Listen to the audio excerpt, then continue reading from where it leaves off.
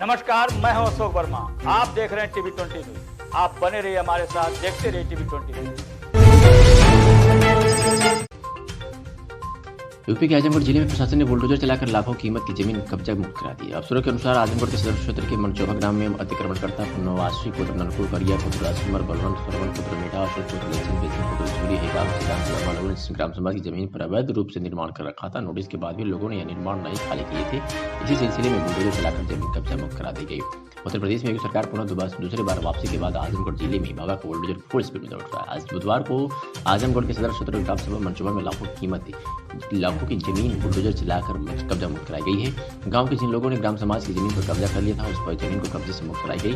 जमीन की कीमत कई लाख बताई जा रही है। आजमगढ़ जनपद के कोतवाली थाना अंतर्गत मनचोभा में ग्राम समाज की जमीन पर काफी लोगों ने कब्जा कर रखा था। इसको लेकर प्रशासन ने ग्रामीणों को नोटिस भी जारी की थी, लेकिन फिर भी कब्जा नहीं हटाया गया।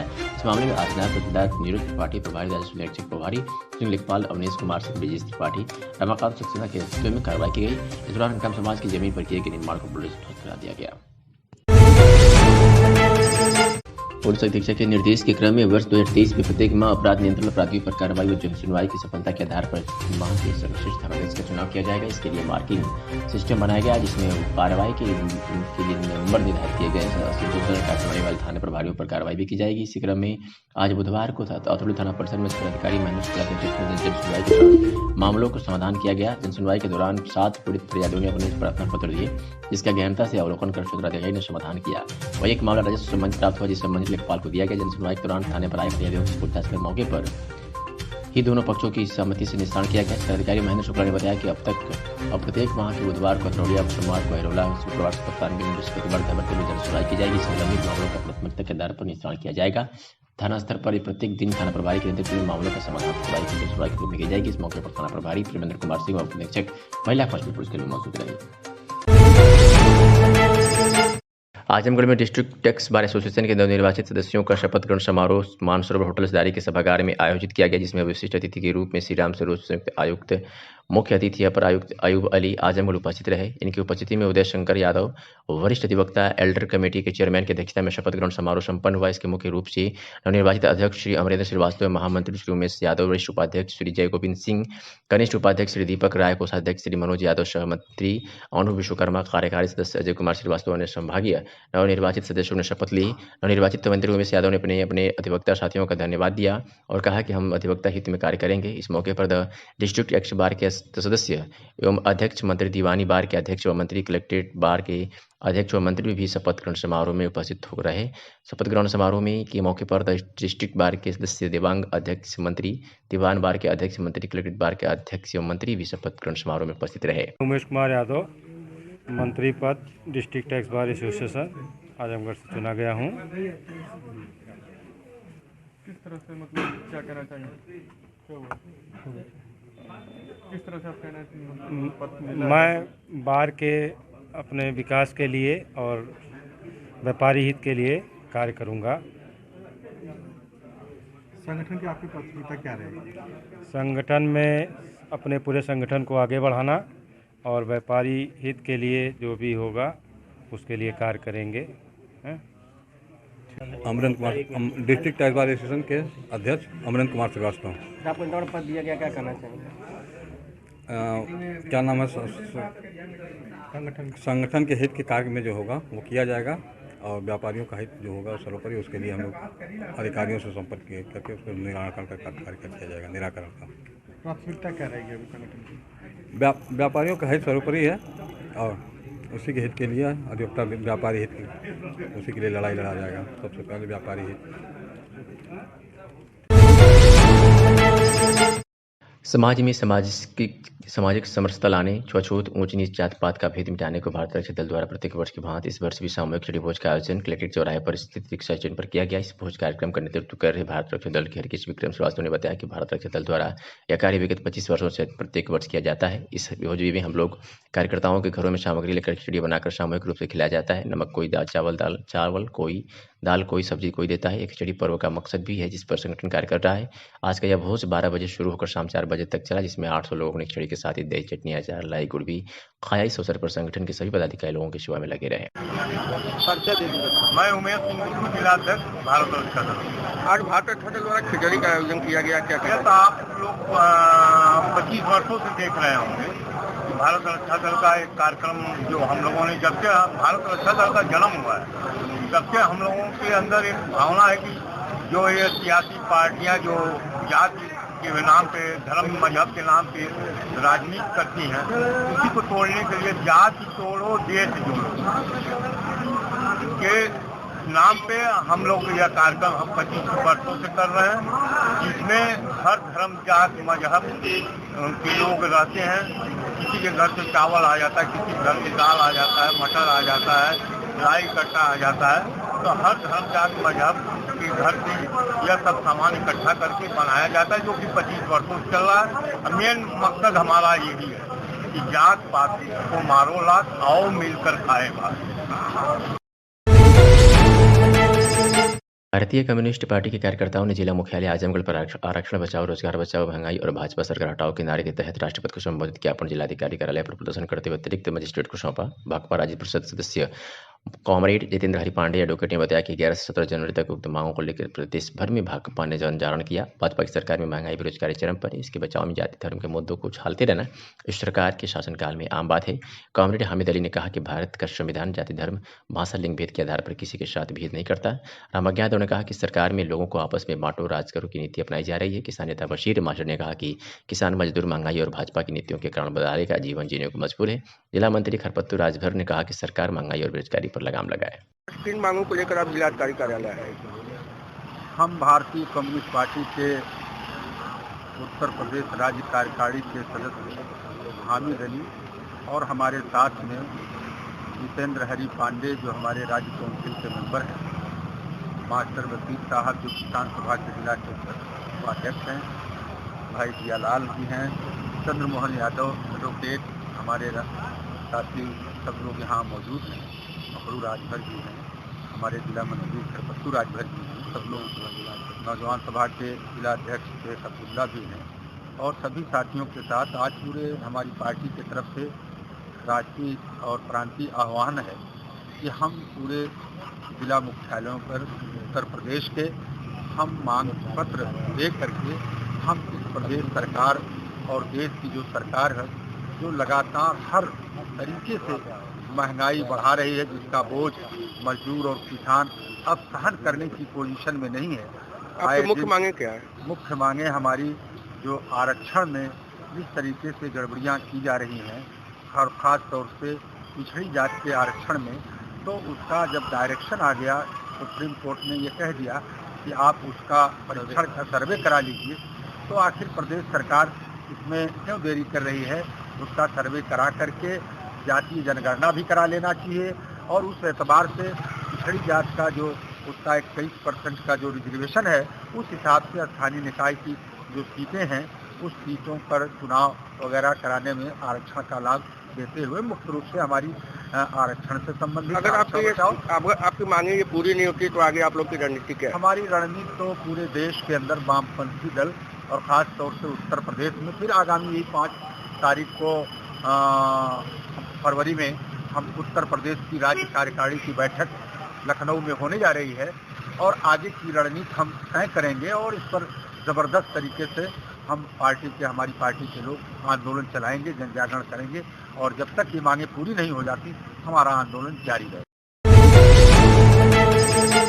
आजमगढ़ के मेहनगर स्थानीय थाना क्षेत्र के ग्राम टोडरपुर गांव निवासी ज्ञान यादव पुत्र पारस यादव के पास से अवैध तमंचा 303 बोर का एक जिंदा कारतूस से पुलिस ने गिरफ्तार कर सुरंग धारा में जेल भेज दिया। बताते चले कि मंगलवार को शाम करीब 4:30 बजे चौकी इंचार्ज सिंहपुर सुभाष तिवारी में हमराई के साथ क्षेत्र में संदिग्ध वाहन पेंडिंग विवेचना की चेकिंग के लिए टोडरपुर की तरफ मौजूद थे। जैसे ही गोवर्धनपुर गांव की तरफ से जाने वाले मार्ग पर पहुंचे एक व्यक्ति आ रहा था। पुलिस को शक हुआ पर आवाज देकर पुलिस ने रुकने का कहा तो आरोपी तेज कदमों से भागने लगा। पुलिस ने दौड़ाकर गोवर्धनपुर पुलिया से गिरफ्तार किया। कड़ी पूछताछ में अपना नाम व कमर में रखे अवैध तमंचा की पुलिस ने कब्जे से लेकर सुरंग धारा में चालान कर दिया। श्री सागवेंद्र संस्कृत महाविद्यालय हनुमानगढ़ी आजमगढ़ की एक बैठक बुधवार को अध्यक्ष नरेंद्र लाल के काली चौराहा स्थित आवास पर संपन्न हुआ, जिसमें सर्वसम्मति से रिक्त पड़े एक प्रबंधक पद पर निर्विरोध अध्यक्ष डॉक्टर सुरभि सहाय को निर्वाचित किया गया है। बताते चले कि श्रीनाथ सहाय के निधन के बाद से यह पद रिक्त पड़ा हुआ था, जिसको लेकर कार्यकारिणी समिति द्वारा एक चुनाव संपन्न कराया गया, जिसमें अध्यक्ष नरेंद्र लाल, उपाध्यक्ष डॉक्टर भगत सिंह, प्रबंधक पद्मनाभ श्रीवास्तव, एडवोकेट सहित आदि पदाधिकारियों ने डॉक्टर सुरभि सहाय को निर्विरोध संबंध प्रबंधक चुना। नवनिर्वाचित प्रबंधक को सभी ने माल्यार्पण कर सम्मानित किया। नवनिर्वाचित प्रबंधक डॉक्टर सुरभि सहाय ने कहा कि श्री सागवेंद्र संस्कृत महाविद्यालय हनुमानगढ़ी आजमगढ़ की व्यवस्थाओं को बेहतर बनाने के लिए आवश्यक कदम उठाए जाएंगे। विद्यालय को बेहतरी के लिए हम सभी को अपना 100% योगदान देना होगा और टीम वर्क के जरिए ही महाविद्यालय का कायाकल्प किया जा सकता है। 84 रेजोपुर काली चौरा आजमगढ़ का निवासी हूँ और श्री सागवेंद्र महाविद्यालय का मैं अध्यक्ष हूँ, प्रबंध समिति का अध्यक्ष हूँ। आज डॉक्टर श्रीनाथ सहाय की मृत्यु के बाद जो इसी महाविद्यालय के व्यवस्थापक थे, उनके स्थान पर प्रबंधकीय विभाग चल रहा था। उसमें डॉक्टर श्रीनाथ सहाय की पुत्री श्री डॉक्टर सुरभि सहाय समिति द्वारा सर्वसम्मत से संस्कृत महाविद्यालय का व्यवस्थापक निर्वाचित किया गया है और डॉक्टर इनके क्या नाम है, बद्रीनाथ सिन्हा इनके खिलाफ लड़ रहे थे, जिनको कोई साक्ष्य सबूत देने का अवसर दिया गया नहीं दिया, उनका दावा खारिज किया जाता है, निरस्त कर दिया गया और सर्वसम्मत से डॉक्टर सुरभि सहाय को वहाँ संस्कृत महाविद्यालय का प्रबंधक आज से घोषित कर दिया गया, निर्वाचित घोषित कर दिया गया। अब यही संस्कृत महाविद्यालय की व्यवस्थापक होंगी। बस।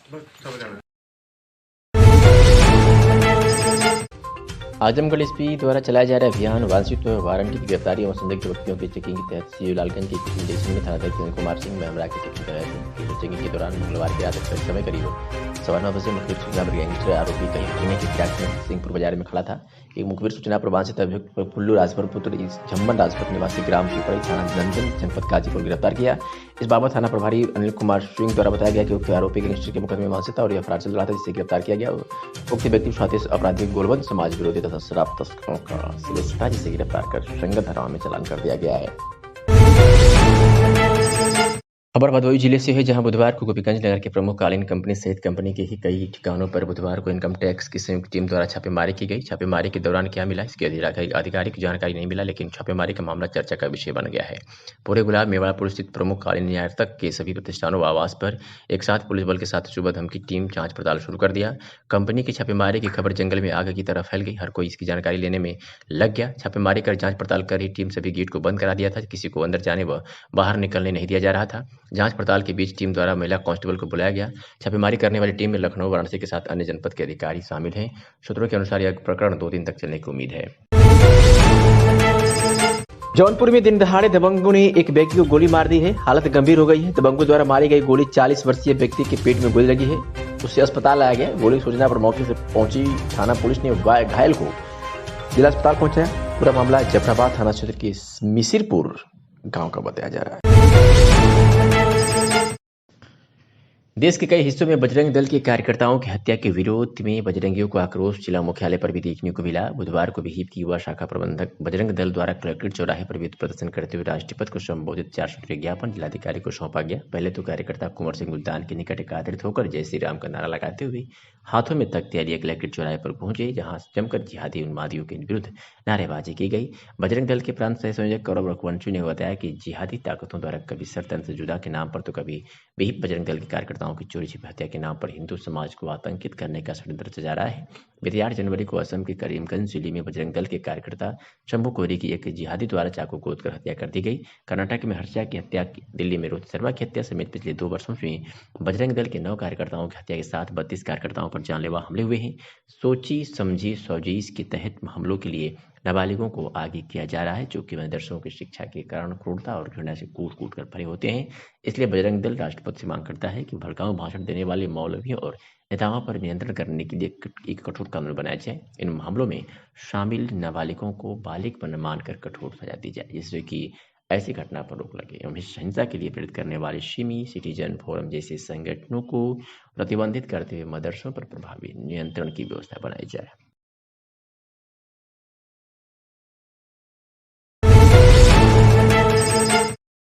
राष्ट्रीय बालिका दिवस के उपलक्ष्य में जिलाधिकारी विशाल भारद्वाज द्वारा कलेक्ट्रेट परिसर में बेटी बचाओ बेटी पढ़ाओ योजनांतर्गत अभियान में शामिल होकर समाज में गिरते लिंग अनुपात को रोकने और बेटियों को समाज में गौरवपूर्ण स्थान दिलाने में भागीदारी निभाने की शपथ लेते हुए बैनर पर हस्ताक्षर अभियान का शुभारंभ किया गया। इस अवसर पर जिलाधिकारी ने कहा कि आज हम सभी लोग यह संकल्प लें कि महिलाओं बालिकाओं को सुरक्षित रखेंगे और उन्हें शिक्षित कर समाज की मुख्य धारा से जोड़ेंगे। उन्होंने बताया कि आगामी राष्ट्रीय बालिका दिवस के अवसर पर 18 जनवरी से 24 जनवरी 2023 तक बालिका सप्ताह मनाया जाएगा। इसी क्रम में बेटी बचाओ बेटी पढ़ाओ योजना अंतर्गत हस्ताक्षर अभियान में अपर जिलाधिकारी प्रशासन अनिल कुमार मिश्र, अपर जिलाधिकारी वित्त राजस्व आजाद भगत सिंह, जिला प्रोबेशन अधिकारी वीएल यादव, जिला समाज कल्याण अधिकारी मोतीलाल, जिला पिछड़ा वर्ग कल्याण अधिकारी चेतन सिंह सहित तमाम लोग उपस्थित रहे और बेटी बचाओ बेटी पढ़ाओ की शपथ लेते हुए हस्ताक्षर किया।